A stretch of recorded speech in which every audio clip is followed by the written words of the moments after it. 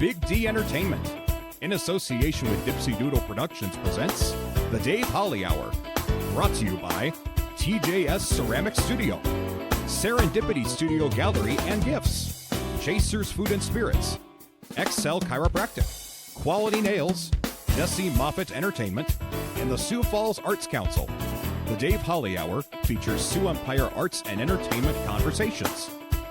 A true lover of arts, entertainment, good food, and fun times, including an occasional Jack Daniels. Okay, so a few Jack Daniels. Here he is, Dave Holly. Hello, fellow arts appreciators. Wonderful to have you listening. Today, we feature Chewy Rodriguez.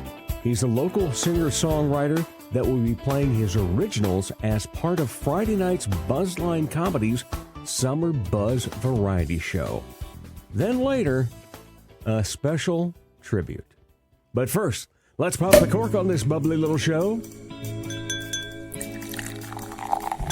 Time to grab your favorite beverage, lift it high, and toast it to being Thursday, a.k.a. Weekend Eve. Hey, the weekend isn't around the corner, it's here! So long, hump day and your frumpy way. We say hello to Thursdays with opening nights. The weekend is near and we can see the bright lights. Yes, Thursday, you're so hearty, we can't wait for Friday, so a day early, we start the party. Whatever you're drinking and whatever you're drinking it out of might very well be determined by where and when you're listening.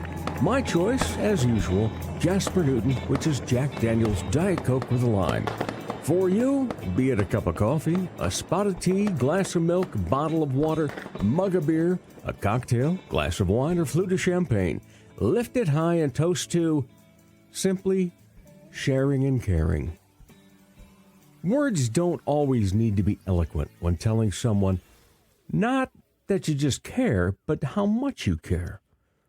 All they need to be is heartfelt. So cheers to caring for the ones you love. Speaking of cheers, which just happens to rhyme with beers, say cheers with a beer or your favorite cocktail at Chasers, West 12th Street and Ellis Road.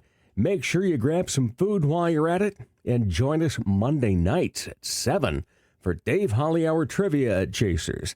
The theme this coming Monday, August 19th, will be branding, branding, branding. Honorable mention. What over the past week made Dave laugh, guffaw, chuckle, chortle, giggle, simply smile, or maybe even shed a tear of joy? This one isn't entertainment related as it is just witnessing good people. Monday afternoon, I was driving in the southeast part of the city in a residential area. I could see there were some city utility workers in the middle of an intersection. They had the blinking lights to make sure that you're aware of where they are. I stopped, and a car in front of me had also stopped, so doing the right things there, right? Then I see on the corner a little boy still in his PJs crying. Then on the other side of the street is a puppy. The city of Sioux Falls workers were heroes to this little guy. Took a couple of minutes as they kept guiding the dog toward the boy before one of them was able to scoop it up and put it in the outstretched arms of the little boy. Smiles, and yes, a tear of joy. Coming up in just a few minutes, we find out what it's like to write and sing original material. Chewy Rodriguez will join us on the Dave Holly Hour. Serendipity Studio and Gift Gallery in the Shriver Building features local and regional artists in a variety of mediums. They'd like to feature your artistic creations as well. To learn more about their call for artists, visit their website, serendipitystudioSD.com. You'll also find a full list of upcoming events on their site.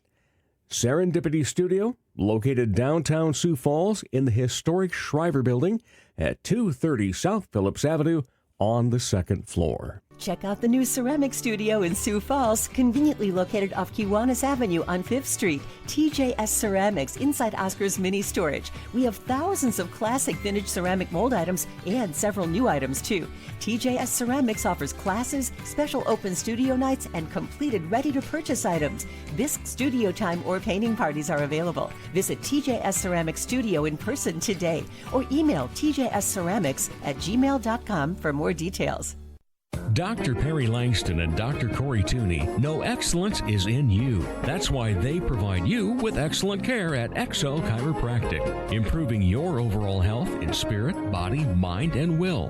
Get results the natural way. Arrange a consultation, 605-332-9235 or xochiros.com. Excellent care for excellent people. XO Chiropractic, located at 4309 South Racket Drive in Sioux Falls. Are you an artist? Need some funding to further your art? There's a great opportunity for you through a Sioux Falls Arts Council program. The Artist Microgrant program gives away several microgrants to local artists, no matter what art discipline you're in. Unlike more traditional grants, a microgrant is very easy to apply for. Go to artssiouxfalls.org. If you haven't done so yet, create a listing on the Artist Directory, which is beneficial in its own way. Then go to the Artist Microgrants page and apply online. The process is simple. Find out more about the Sioux Falls Arts Council as well online at artssiouxfalls.org. For him, every day is a holly day. Here again, Dave Holly. Welcome back, everybody. My goodness, the calendar just never stops with entertainment going on around the area. And it's always a pleasure, as I say each week, to talk Sioux Empire Arts and Entertainment. Always a pleasure to have new guests on the air as well. He's going to be performing as part of Bzzzline Comedy's show tomorrow night here in Sioux Falls. Chewy Rodriguez, how are you? Pretty good. How are you, Dave? I'm doing well, thank you. Great to have you on the show. First-time guest. First-time guest, yeah. So you're getting all the tchotchke, too. You know, you get the bottle of water, you get the keychain and the Appreciate pen. it. Yeah, you got to be psyched right now, don't you? Well, I'm sure glad Alicia got me to this. Yeah, 100%. Love the keychain. Yeah, all right. So Alicia is putting together yet another one of her Bzzzline, and it's not just any comedy show anymore. Now it happens to be variety. Yeah. Which is why you're here, because you're going to be playing some music, aren't you? Yeah, I'll be playing some music with some cool comedians. Yeah, so it'll be exciting show. Yeah, very much so. So what kind of music do you play? So I would probably consider it like folk music. Really? Yeah. Okay. Yeah. How'd you get into it? So I didn't really start doing music until last year, June. I did a benefit for a donation benefit, like right. An organ donation benefit back in my hometown, Sheldon, Iowa. And that You're an ORAB. Yeah. Orange and black. Orange. Yeah.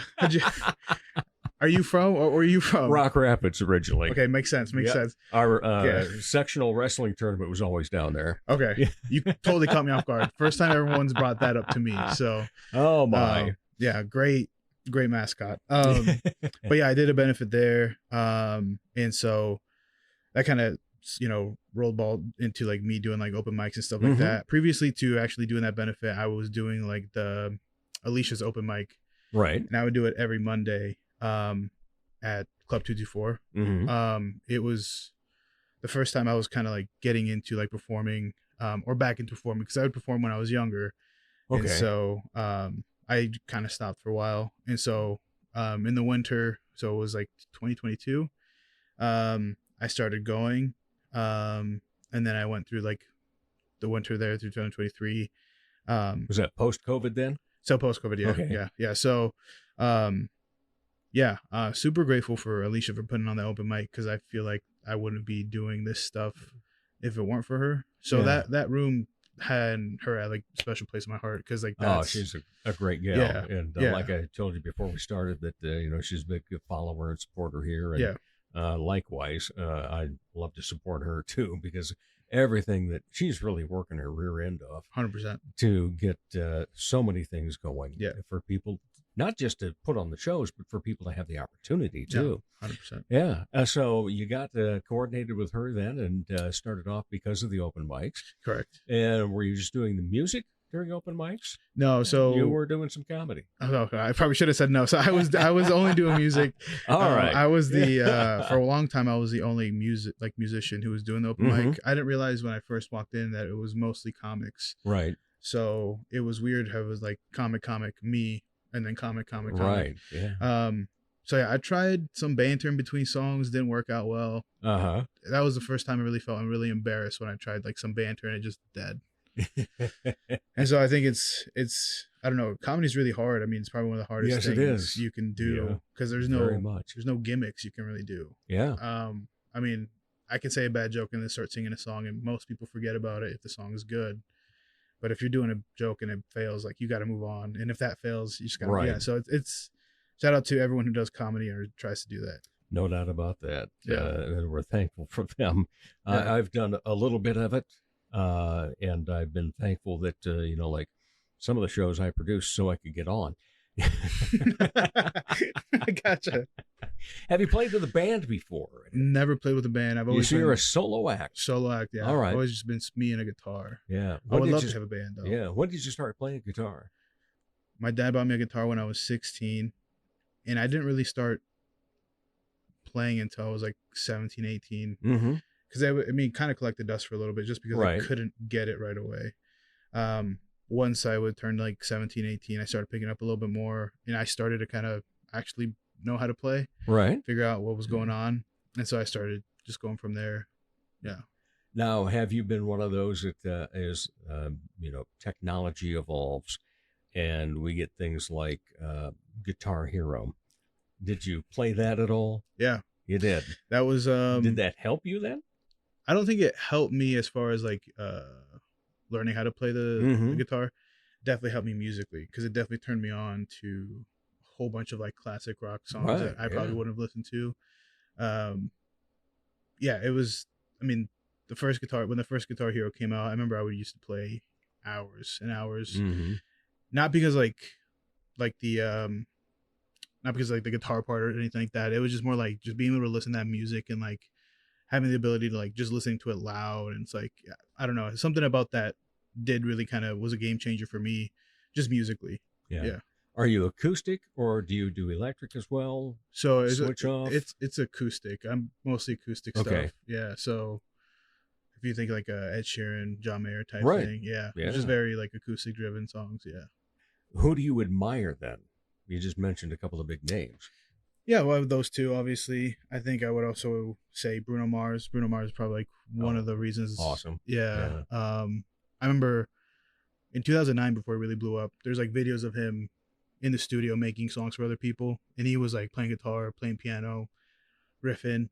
And so before that, like no one really knew who he was. I knew of him. I just knew him as a guy who was like doing this stuff, right? And then like his songs came out in 2010 is when he kind of blew up. And my friend showed me his video for Grenade, one of his first big songs. And I was like, oh, I recognize him. And I realized it was the guy I used to watch the year prior, making songs for other people. And so I always thought that was interesting. I always was like, that's something I would want to do as far as being like a one-stop shop. Whereas like because he writes, produces, and like performs. I mean, perfect trifecta. Exactly. So I tried my hand at producing when I was younger.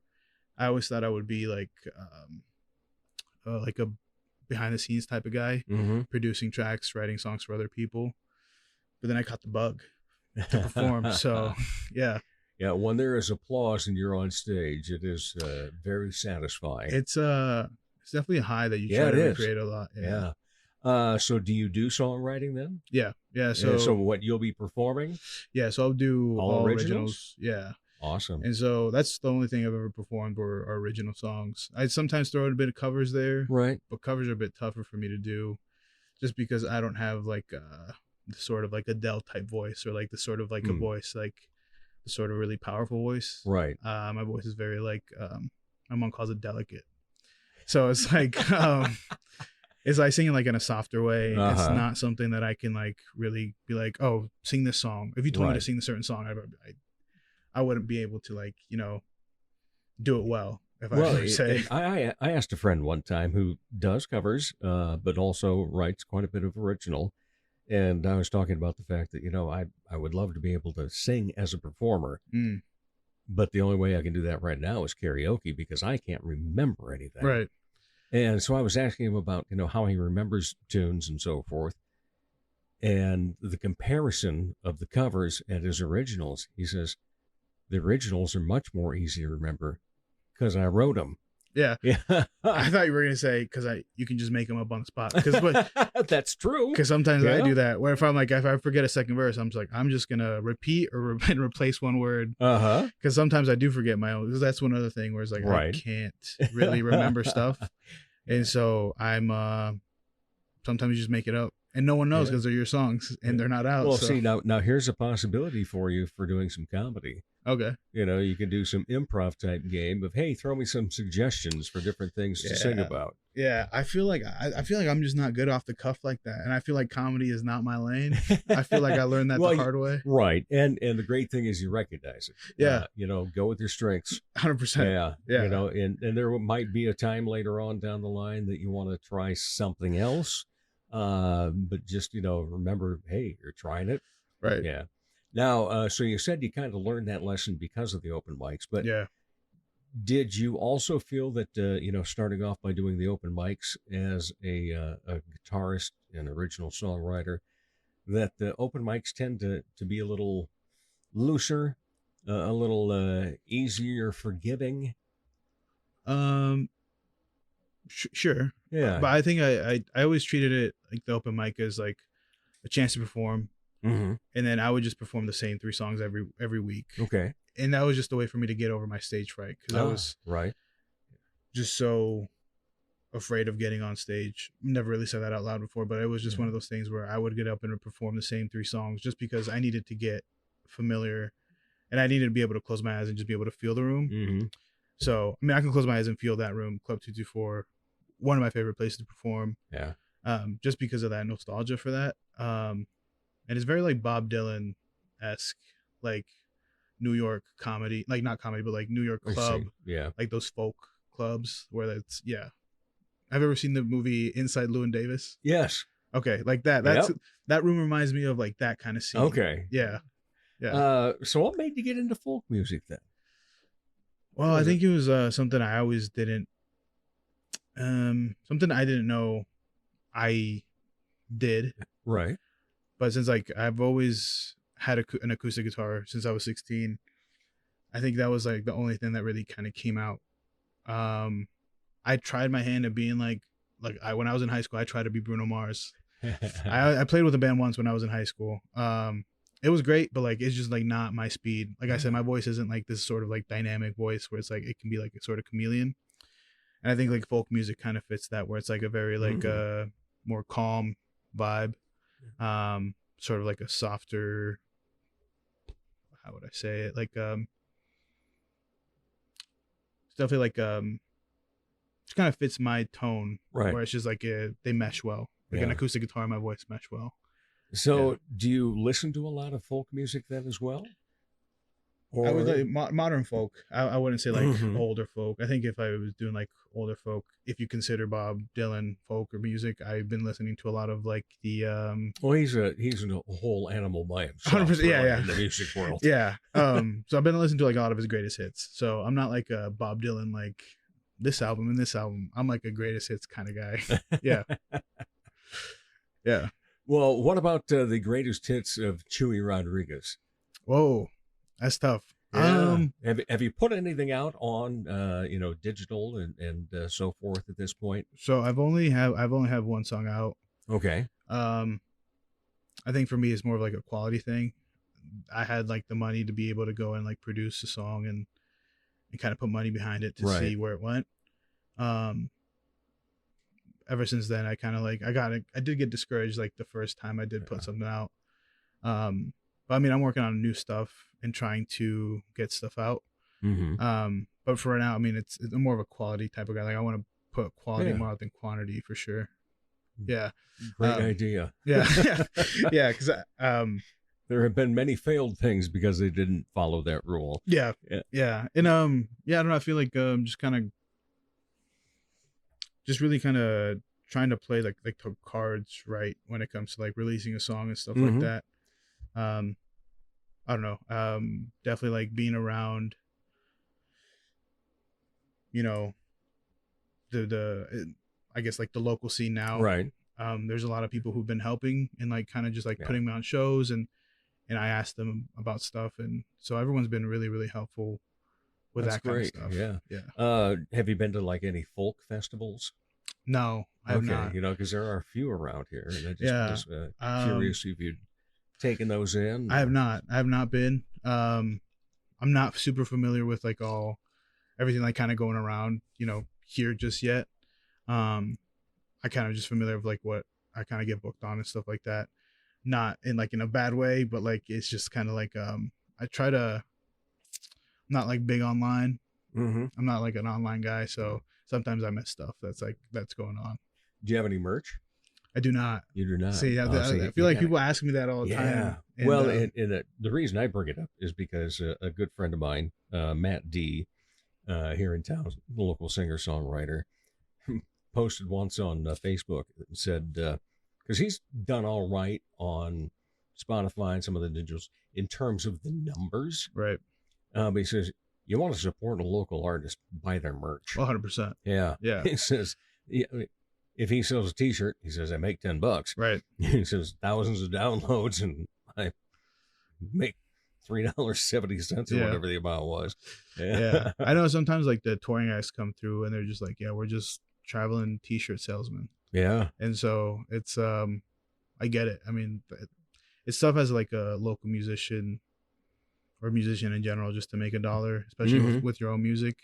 So yeah, I mean, merch and stuff is like probably the best way to help an artist out. Yeah, so I have the feeling that we'll be seeing some then down the line. For sure. I feel like I or is that one of your quality things too? I think it's one of my quality things too. I feel like when I want to come out with stuff, it's gonna be something that's durable and like kind of like evergreen in a sense. I don't want it to be like this. I don't want it to be anything to be gimmicky or phony. Yeah. I think I want it to like yeah, I want to be proud that I put something out. You know, I don't want to put it out just to put it out and make a quick buck. Right. I'm not really in for that. I want to like take the time and make the art and stuff that I want to make, you know? So what's the next step for you?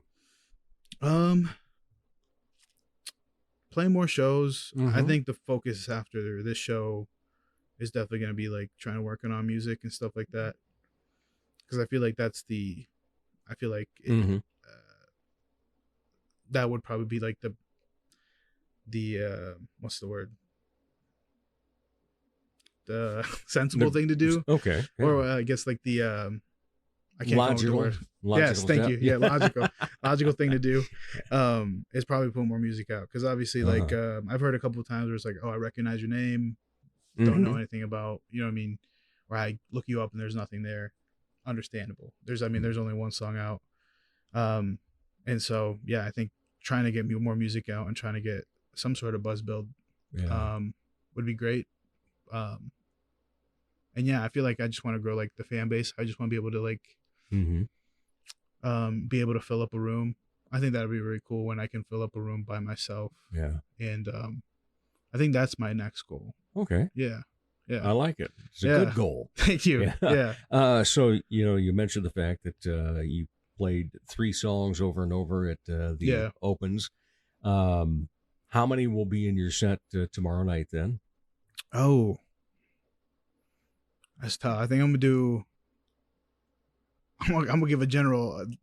I think I'm gonna do 5 to 8 songs, because I might do some banter in between. I might try to do some banter in between, because I know there's a few jokes that did work well that I might throw back in. So yeah. Now, did they the opens? You know, you've got some stage persona then going on, and now does that give you the further desire for bigger and better things?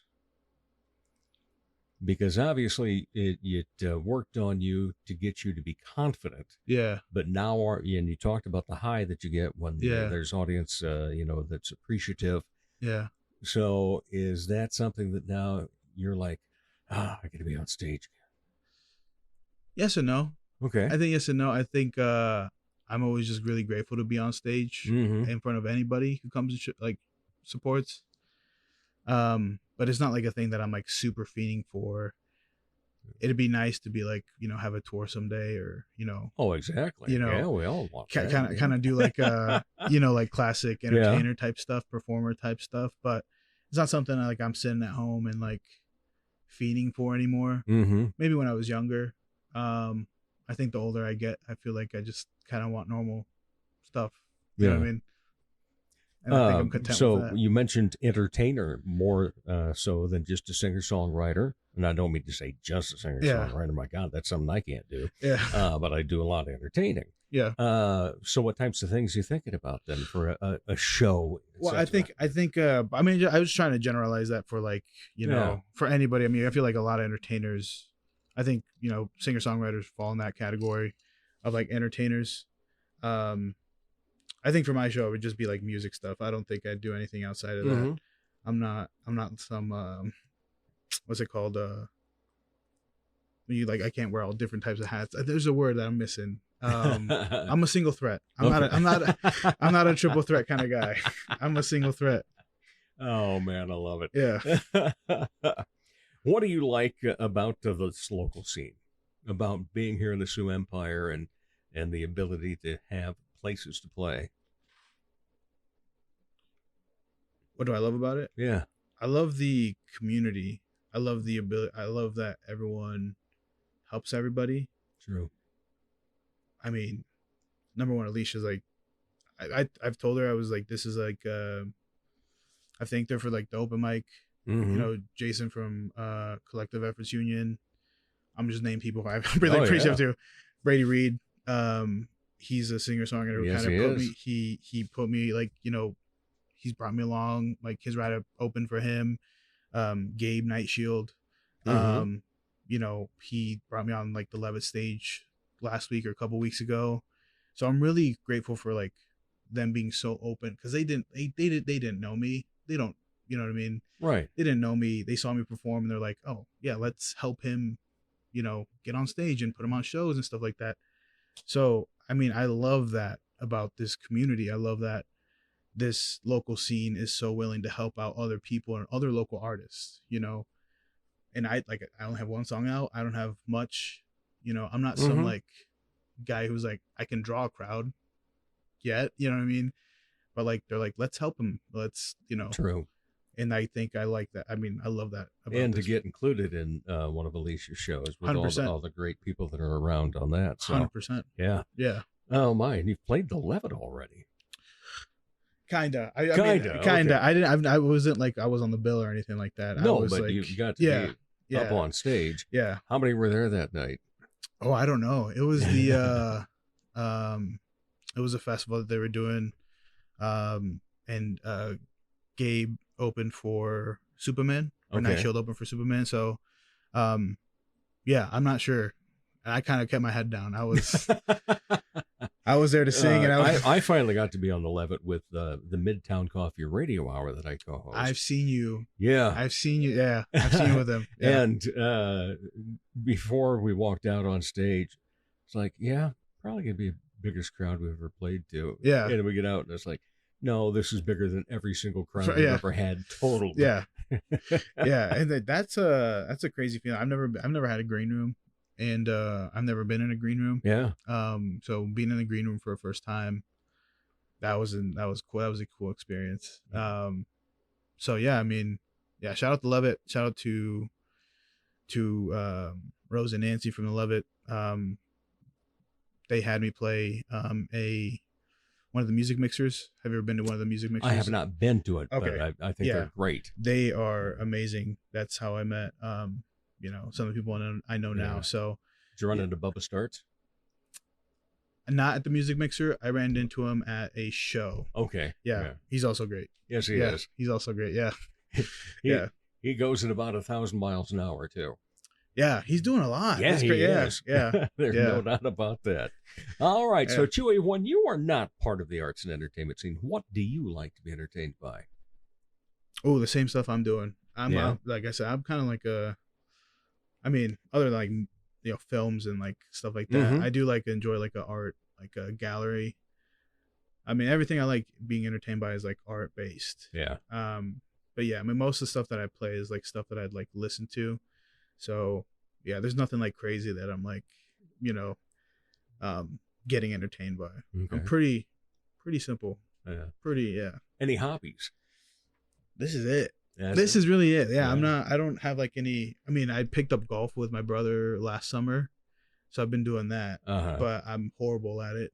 But it's been really fun to like learning and like, I like being outside and not being on my phone all the time. You kind of like being challenged, don't you?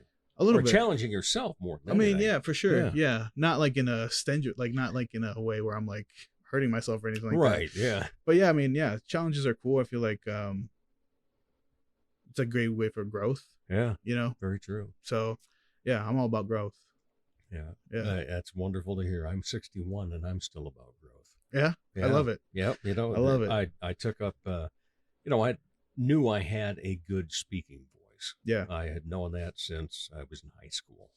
But I really wanted to increase things in a singing voice. So when I turned 58, I took singing lessons for the first time. Yeah. Yeah.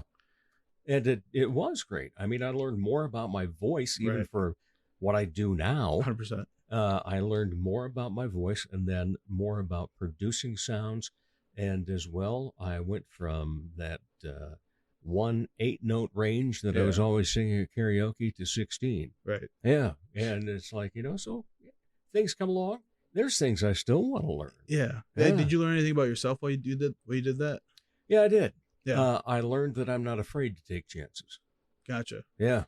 Because I'm a little afraid to take chances sometimes. I mean, I think there's like, there's differences between like taking chances like in the sort of like the hobby way. Right. And then there's sort of like taking chances like in sort of like a professional or like a more like a life way. Mm-hmm. And I feel like I'm still kind of afraid of doing stuff professionally or taking sort of leaps and stuff like that. So sometimes this feels like a therapy session now.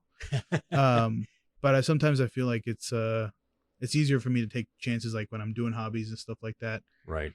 And hopefully like this whole music hobby thing turns into something real. But for now I'm having like a really good time just kind of being part of this community.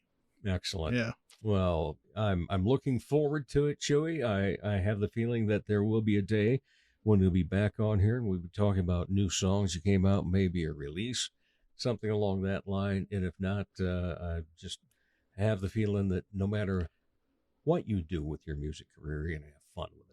Yeah, 100%. All right. Yeah. Hey, appreciate your time. Thank you so much for having me. I really appreciate you. All right. And great to have you on. And we'll be back with more of the Dave Holly Hour in just a moment.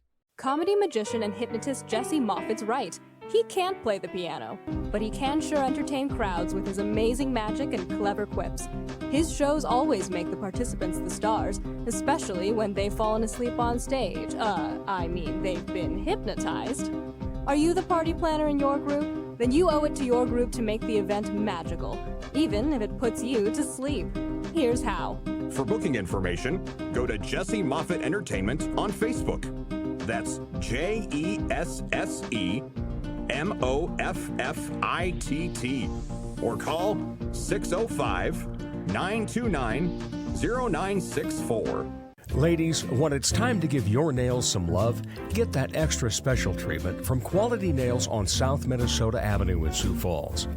Manicures and pedicures that look great and make you feel fantastic. Zaya and Tony provide professional care for your hands and feet, whether you just want the basics or an extra special look with added flair. Oh, and guys, it's okay to treat yourself too.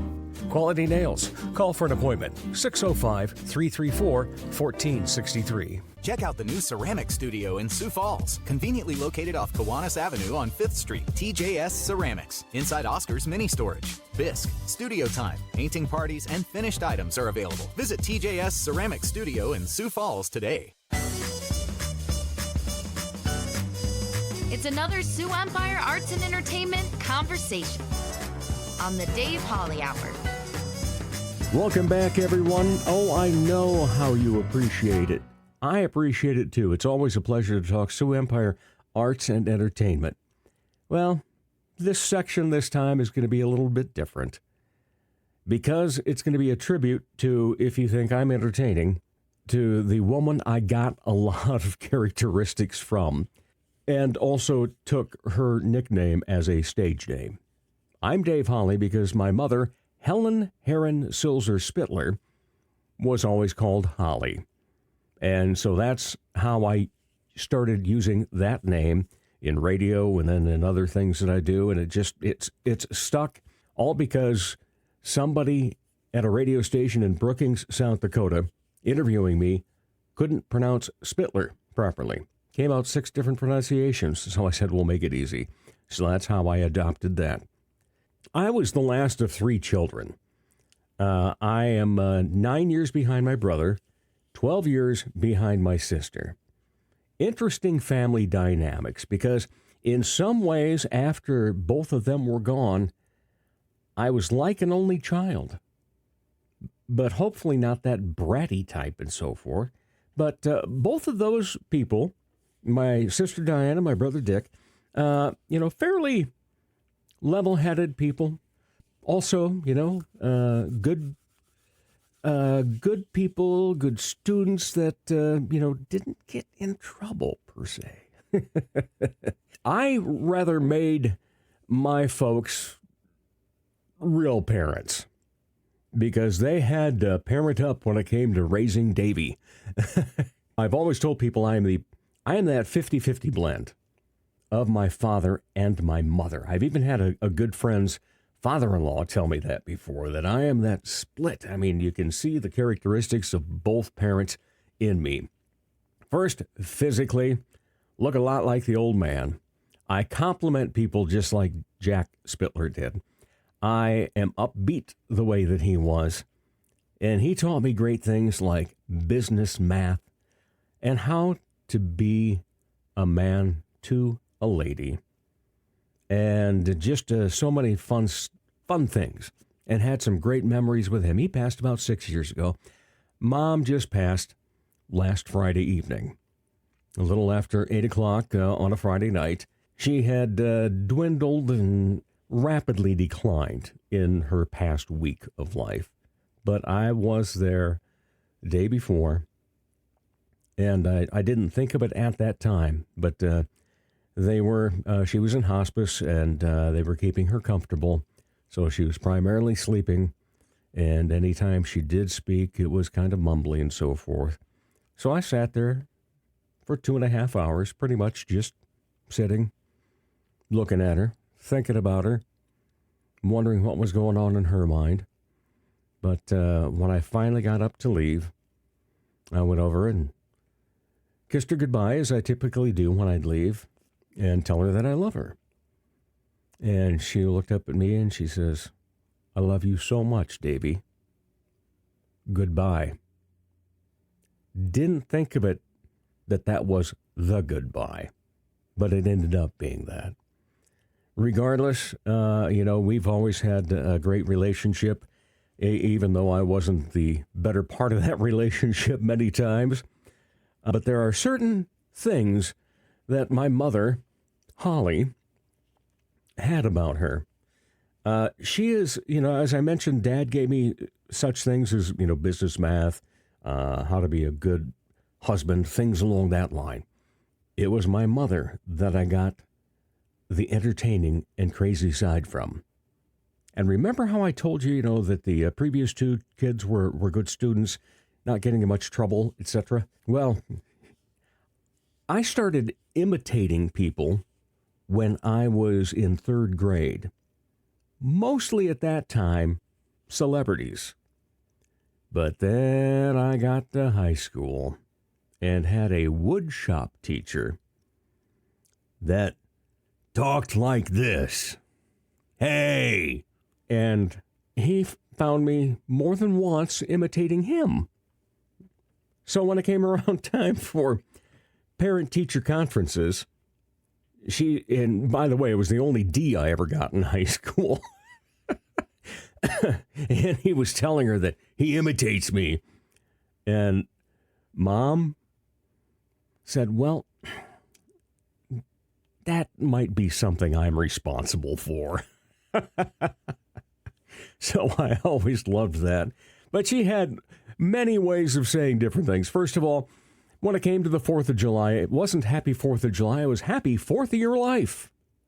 And it was not Memorial Day, Happy Remorial Day. Now, this is a woman that loved the English language, proper grammar, but she would play around with things, knowing that she was incorrect, just to see if people would catch the incorrectness. In fact, in the tributes that have been coming in and so forth, my two best friends from grade school and high school, Gary Lewis talked about her and how he will always remember how she taught us to spell the word beautiful. B-E-A-utiful. And then Kevin Fields, who is a guidance counselor in Nebraska now, told me that it's not by accident that recently he was telling a student the difference between when something is done and when something is finished. And that came from her father. He corrected her, saying, "The Christmas goose is done. You have finished your work." True to form. And then she would have zany little songs like, if I were to wear a hat when I walked in, she'd say, well, I have a hat when I came in, and I'll have a hat when I go out. Or it would also be, where did you get that hat? She would sing jingles in her own mind. She really should have been a creator of jingles and so forth. But mostly what she was a mom, a wife, a caring and sharing person. So now it's tying back into what we toasted earlier, right? And she would tell you how much she loved you.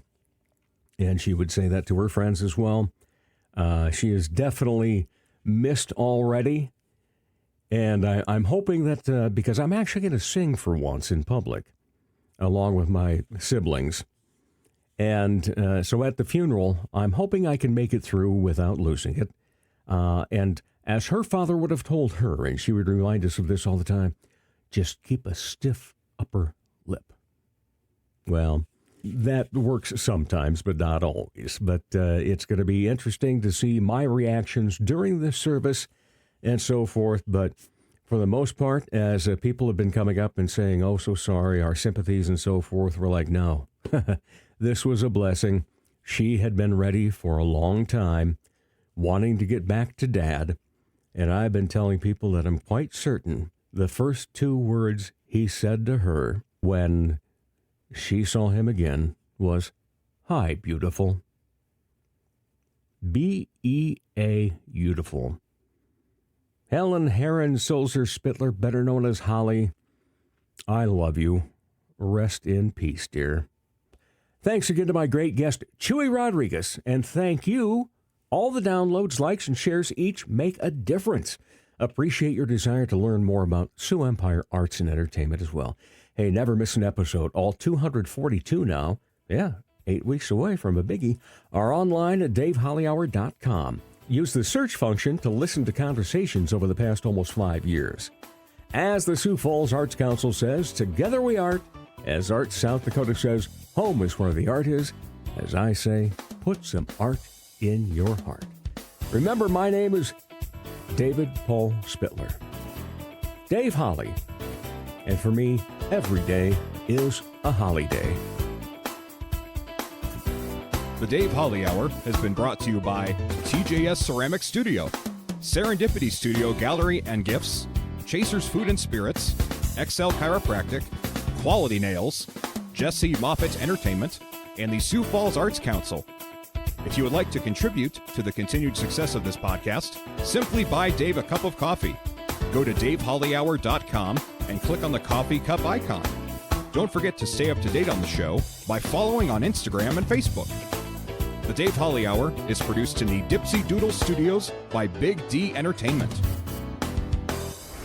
Thanks for listening.